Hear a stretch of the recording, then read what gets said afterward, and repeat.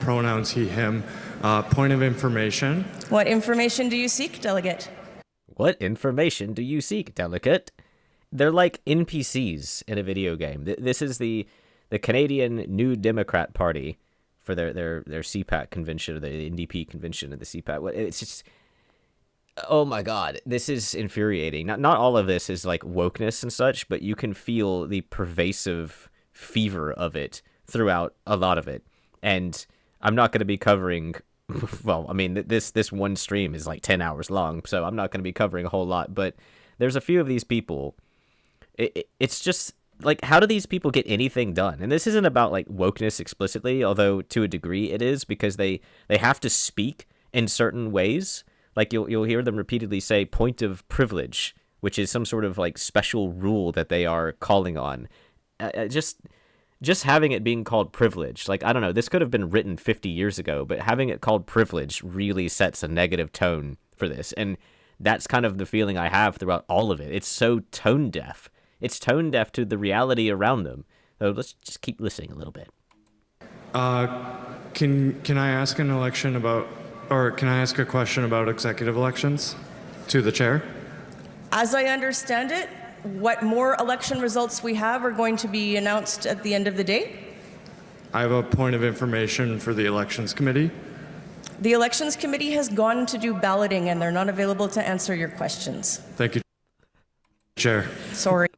It's like they're communicating with spells. I mean, why, like, it's not just this, by the way. Like, loads of legalese in loads of different countries has this ridiculous notion of having to speak in such a way. They don't normally have buttons and stickers all over them, though. That's maybe a little bit more Canadian. Microphone 1. I'm on the resolution. No, on the resolution. Microphone 4, are you on a point? Point of order, Robert Alley, he, they. My understanding as an equity-seeking delegate is that these cards are to help the chair hear equity-seeking persons, and that we don't only hear from white male delegates. This is probably where it starts to nosedive, I think. Like, I haven't watched the whole 10 hours or 9 hours of it, but I have skimmed through it, and this is where I at least noticed it start to go south with this, specifically with this person. Like, they have these neon colored cards, which I didn't really think a whole lot about until people started saying, like, an equity seeking person who's then complaining about how, oh, hang on, two white men went in a row. That's not allowed. That's against the rules. That's racist or something. And, well, just let him go on. Now, this is my first convention, but so I could be wrong, but the reason you're gonna notice this a lot. All of these people with this communist kind of mindset, they all think that they're right about everything. Like, they all, basically their narrative, all of their narratives are going to be, so all of you are wrong and you all need to do what I tell you to do. And then everyone claps and they say, oh wow, brave, so brave. And that's basically how it goes. And then in the end, I would assume that nothing actually happens regardless of whatever they say, because these are all basically adult children who don't get anything done. This is like a post-apocalyptic scenario of children where they have this sort of tribal communion, communistic sort of lifestyle that's mimicking democracy, like they saw in the old videos on their screens of the magical television box. They saw these videos of, oh, this thing called democracy, and so they try to hold meetings in courts and such. They try to mimic it, but in the end, it just comes across looking like this. the reason for my concern is that yesterday during the housing resolution, after a white man spoke, someone at this mic waved their equity card. That mic. Just to be clear, that mic.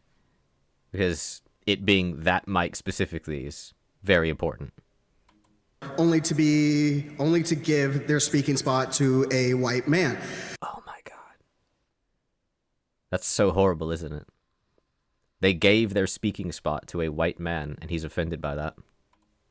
Now, I don't know what they say there. I've listened to it a few times. I think they say shame, and I've heard them do this a couple other times as well. he says this, and then they all make some sort of weird bleating sound, like they're like goats out in the pasture or something. I'm going to play it again. White man. Now,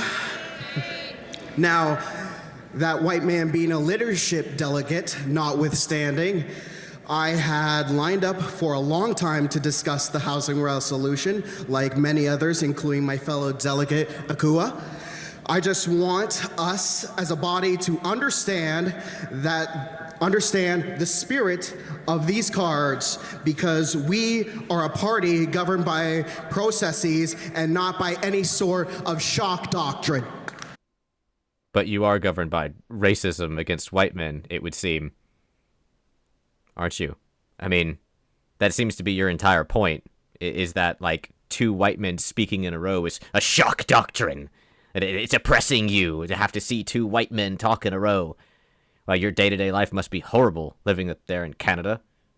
Jesus Christ. I mean, professional victims, they honestly have nothing to do with their lives besides pretend that they are oppressed.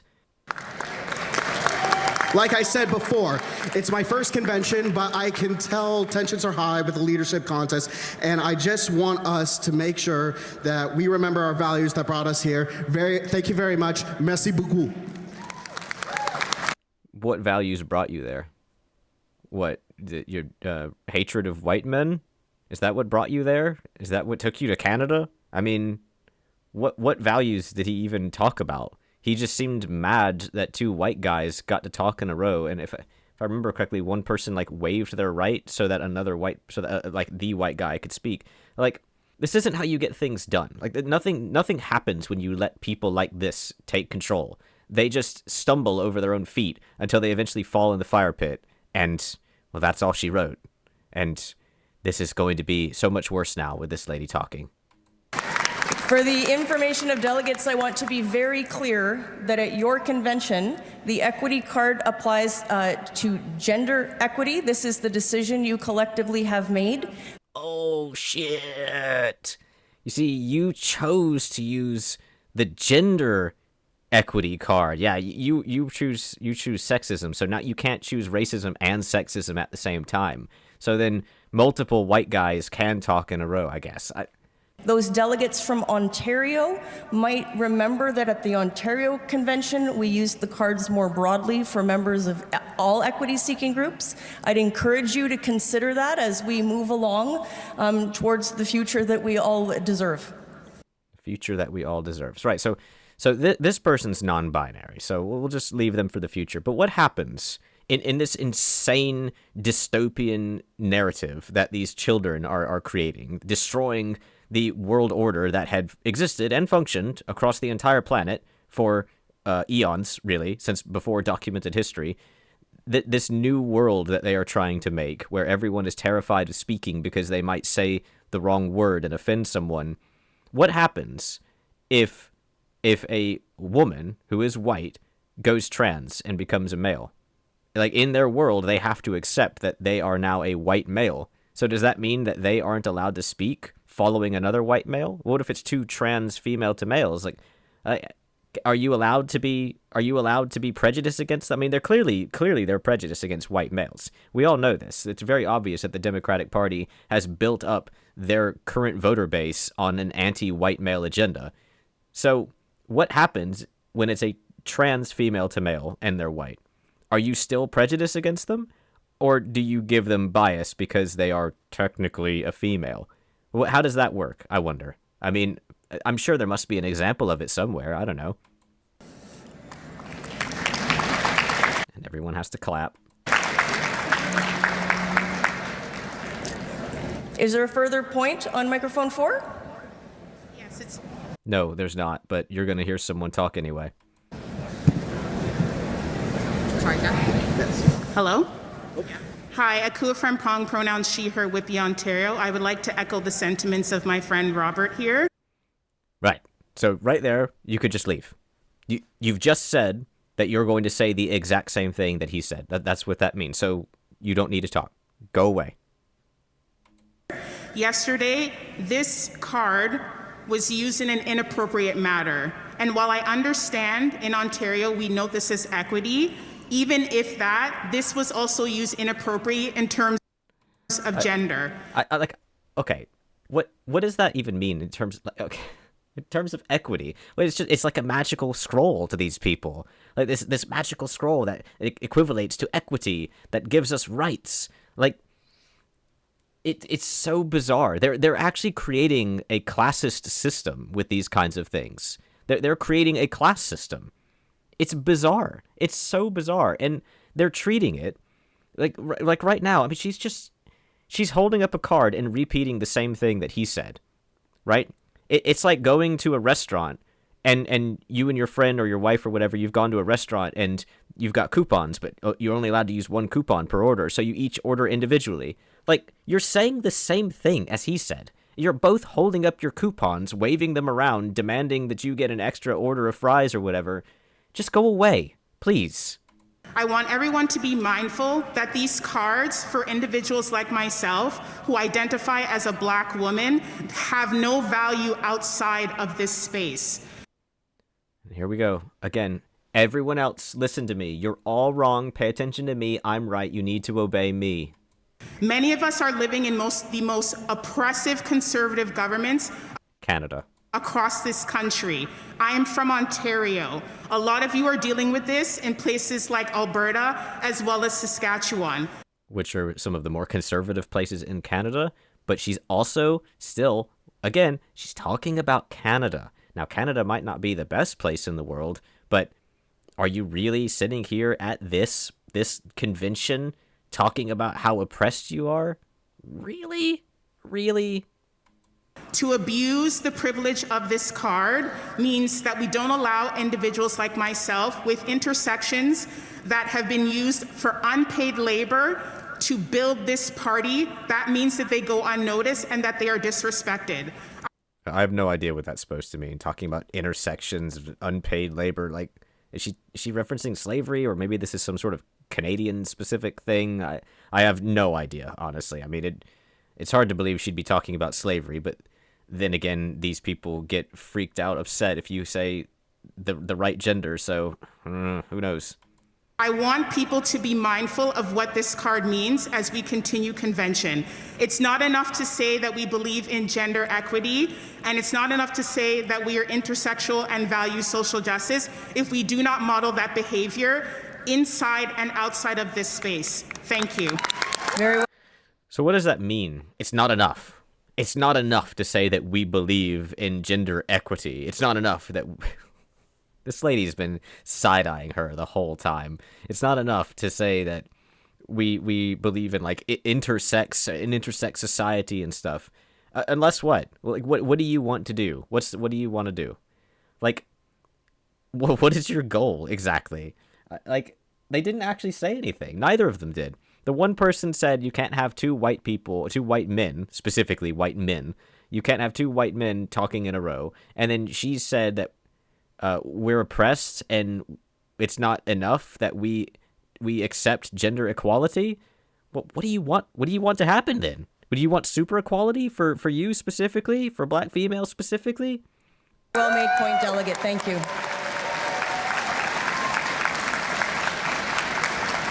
And everyone claps, like they always do, no matter what anyone says. Would you like an emergency resolution? Committee. Thank you so much, Chairperson. Chairperson. Be it resolved that the New Democrats condemn the illegal actions of the U.S. government in Iran and call out Prime Minister Mark Carney's Right. This next bit, I'm going to skip over a lot of it because I'll play a little bit of it, but it's just people who are here basically demanding that the Prime Minister of Canada, Mark Carney, issue an apology, an unambiguous public condemnation of the USA's attack on the elementary school in Minab, Iran, which the elementary school that was part of a military complex, undoubtedly on purpose. And I'm not sure who's attacked it. I could believe that the USA did attack it on accident because it was part of a military complex. I could believe a lot of things. And I definitely believe that it was made into an elementary school on purpose, and that was not the USA that did that. But it's really bizarre to me that all of these people are going to sit here and complain about this, and what they're saying is that we Canadians want our government to condemn the USA for an attack on Iran, which ended up accidentally killing a bunch of kids, because that will make us feel better about ourselves, I guess. That's what they want to say. They are just stroking their own ego. This is self-fellatio. I mean, why would you need this to happen? Wait, what good does it do? Well, it doesn't. It's just you wanting to help yourself. All right, so I've skipped ahead to this guy, and I've cut out his French part because, well, I don't understand French, but he says it in English as well. And his caring is cool shirt. He is now going to bleat about how America's bad, and people will slowly start to cheer, and then he goes on a very long tirade, which I'm going to skip through 5 seconds at a time. But I don't know, I just feel like if someone like this cared so much, they'd probably stop eating so many hamburgers and send them to all the starving children in Africa. Public service workers and the public they serve have been targeted at schools, hospitals, and other public institutions, like the attack on the elementary school in Manab, Iran. My heart breaks for the children that were killed in a country. We can't stay silent. Should have to worry about their kids being killed when they drop them off across the world, Israel, on external agitators and not colonial superpowers. Where is the condemnation? Where is the backbone? Movement, the protection of every day to put at our 2024 National Convention with Iranian work solidarity. It's I mean, so much of that, and it was just, we don't agree with the war in Iran. But all of that hyped up, everyone starts clapping for them, and he just keeps going and going and going. And this is how you get people who do like stupid TikTok challenges, or even long before that, just like people at parties who do stupid things. They get drunk and they're like, I bet you I can jump off the second floor of this house and land on that trampoline and then bounce into that swimming pool. And then the next day you're going to their funeral. That's how stuff like this happens. Morons cheering on a moron and hyping them up. That's what this is. That's how this happens. And now all of these people at this get-together here, I don't really know that I want to say that it's anything like super special because of the way they're all acting, but they're sitting here like cheering and shouting. It's embarrassing. My name is Mastura Tasneem. My pronouns are she, they. I'm from She, they? I don't know how that is ever making any kind of sense, but some people do it. Ontario. Hello, bonjour. As we conduct this convention today and the past 2 days, right now there's discussions of 10,000 American men and women being sent to Iran, being deployed, just to be part of this bloodbath. That's right. They're only going over there to massacre people. That's the only reason. Canada cannot and will not be part of the legacy of blood that was built in Iraq, in Palestine, and now in Iran. This Pay attention. is a no-question debate. That's right. She said they can't and they won't, and it's a no-question debate. How is it a no-question debate? And this person is presumably a total nobody, and they are out here saying that their country will not do something because they command it. No question. And that's it. That's every time. It's this. This is the level of narcissism of these people. To think that they have anything worth saying is unbelievable to me.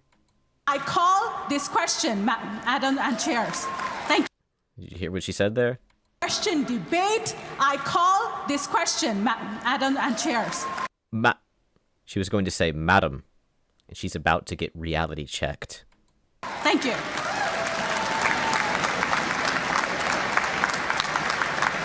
Your point's quite well made, Speaker. I'll again thank delegates not to call me Madam Chair or Madame la Présidente. I'm a non-binary person. My pronouns are they, them, and their. Chair is sufficient. She, they. And you called them Madam. Naughty, naughty. If they can't do it themselves, how the hell do they expect everyone else to do it? And you want everyone else in the entire world to obey your new perspective of your new pronouns as you attempt to destroy what exists, to reform it and make it serve you. which is the same thing everyone's doing. I say everyone. The Democrats are doing with all of their countries in the Western world. They are trying to destroy them and remake them in their image. Communist Canada, Communist America, whatever the hell the UK and France and all of them are going to be. I mean, everyone just needs to do what Poland is doing. Anyone who comes over the border, boom.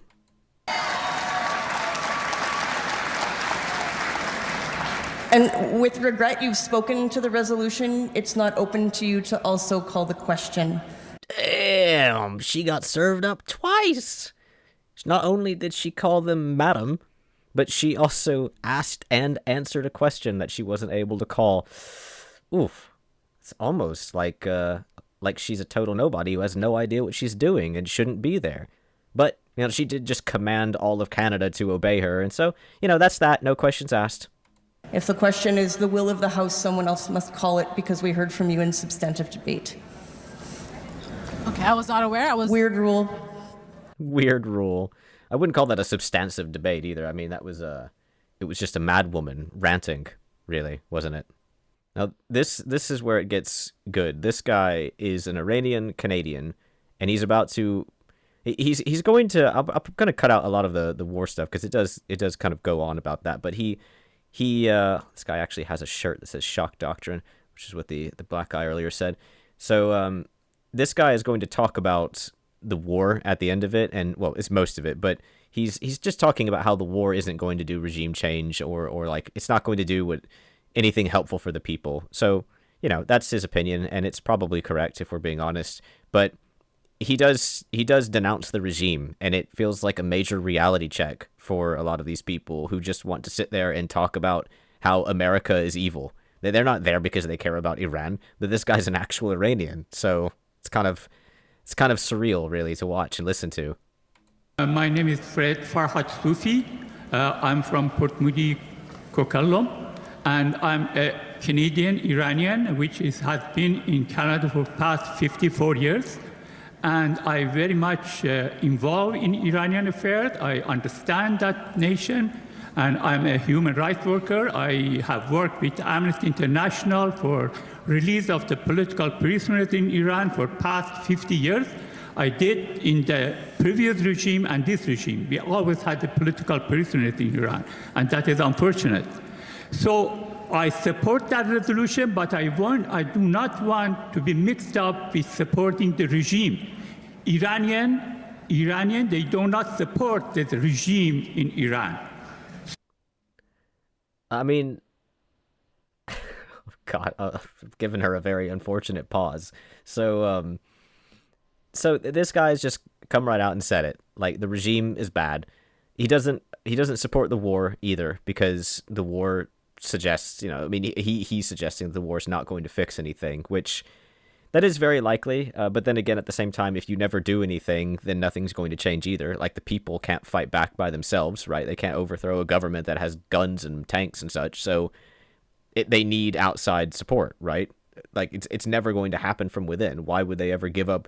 Why would a dictatorship ever give up power, right? And I just thought it was worth keeping this guy in because he was an Iranian Canadian, who he's kind of throwing this in their face. It's all these people. They just want to scowl at America and pat themselves on the back because they're. I mean, did you see when this woman walked up? She walks up and claps for some reason.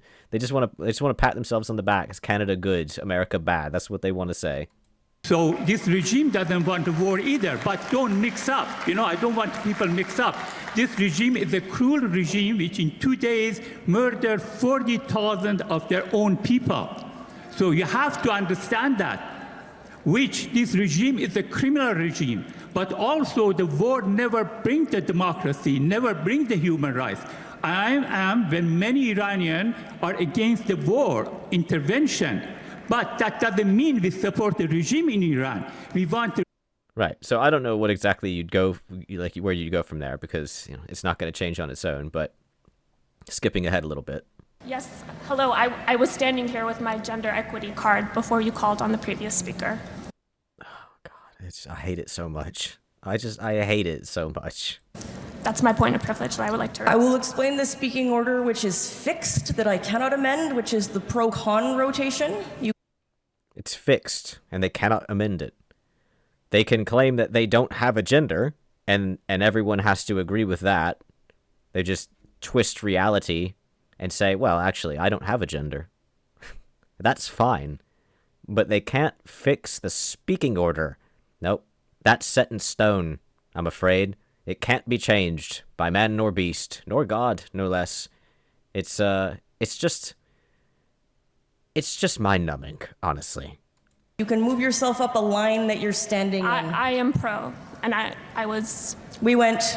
You went pro, con. We went con, pro. No, she's remember they're all right about everything. She's sitting there saying, no, you went pro, then con, then everyone's always correct. Everyone in this line is objectively correct, even when they're arguing with the chairperson. And my plan was to go con. The speaker at con mic 3 also has a speaking card. The delegate at microphone 2 had been in line before you, which is why I went there first. We're going to hear from the speaker on microphone 3, and then it will be your turn. Thank you. This is why hierarchies exist. A lot of these people should never be in front of a microphone. It is not an ideal process, friends. Mm-hmm. I do not make these rules. I don't even love them. There you go. They're trashing the rules of their own convention for their party. I mean, just keep your mouth shut. Don't say stuff like that. Microphone 3. I like this. There we go. Let's have some volume on microphone 3, please. Okay. Thank you, everybody. My name is Leslie Thompson. She, her, Edmonton Manning, Treaty 6 territory. I'd like to call question.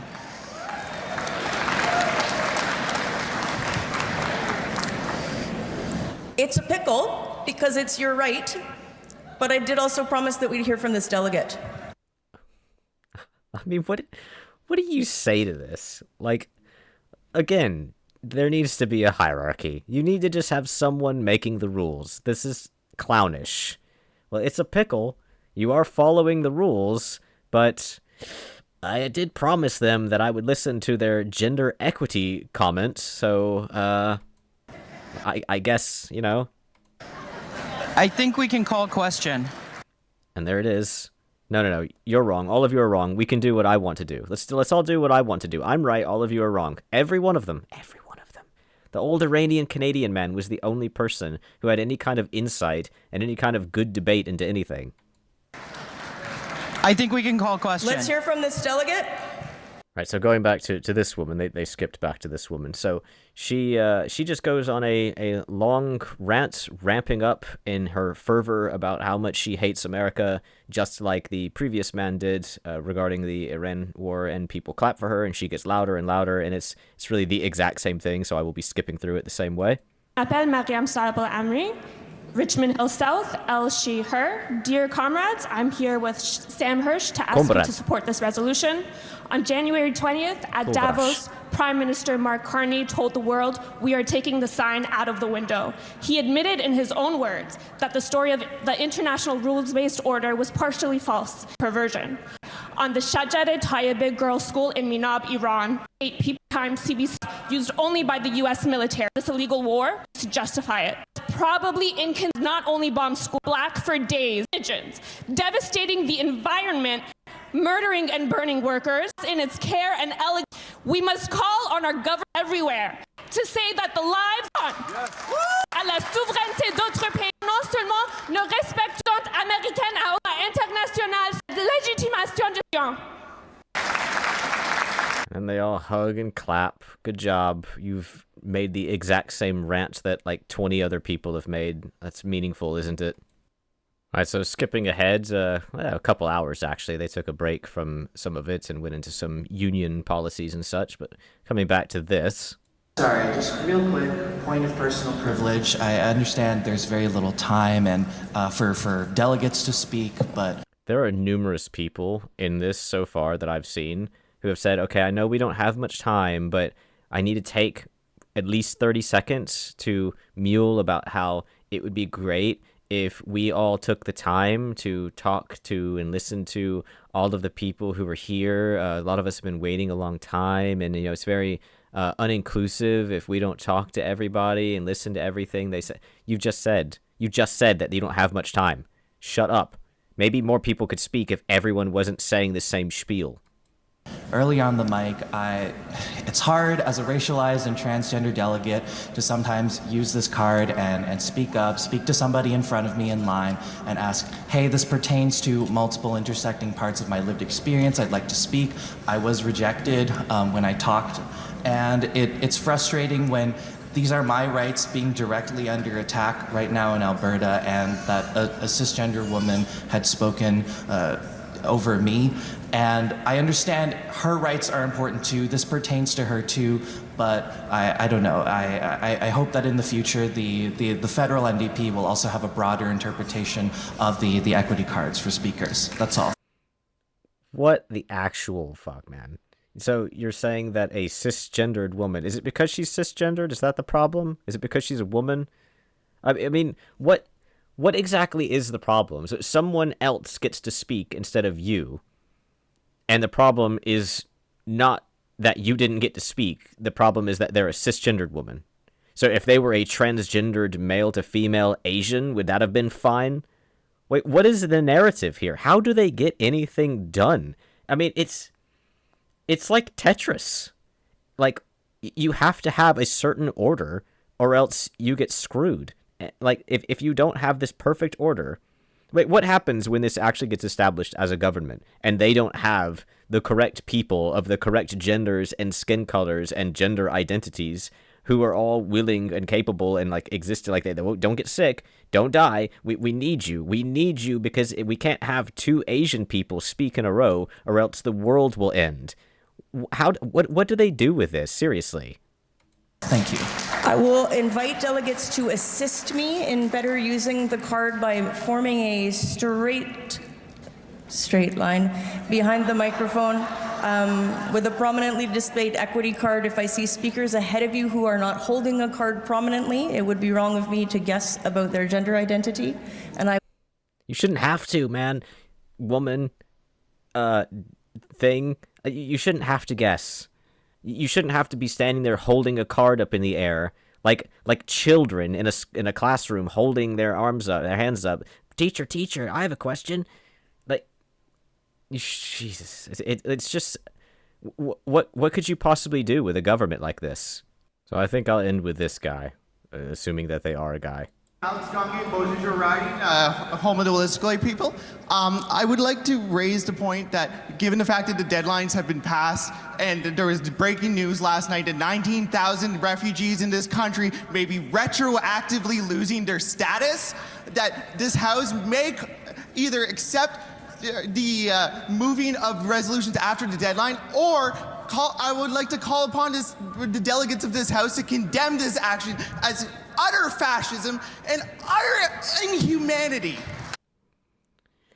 Yeah, this is the guy you want speaking for your country? Is this the mentality that you want to lead Canada into a better and brighter future? I mean, I look, I'm not Canadian, so you guys you have fun up there, but this is not going to go well. You can't have a government like this without expecting it to all crumble into pieces. And it seems to be going this way with a lot of these Western countries. A lot of these countries who have allowed feminism to infect far too much into politics have resulted in this. And that guy's just deranged. He's having an episode. The other people talking about their points of privilege, getting angry about two white men talking in a row about how some cisgendered woman got to speak in front of you, and that's offensive to you. It's clownish. I mean, good luck, Canadians. You need it. Anyway, it's funny to me. Sorry, like it's legitimately funny. Sort of like a sad kind of funny, but I just thought I'd make a reaction of it. And if you enjoyed. If you feel the same way, please do the YouTube things. And thank you for watching.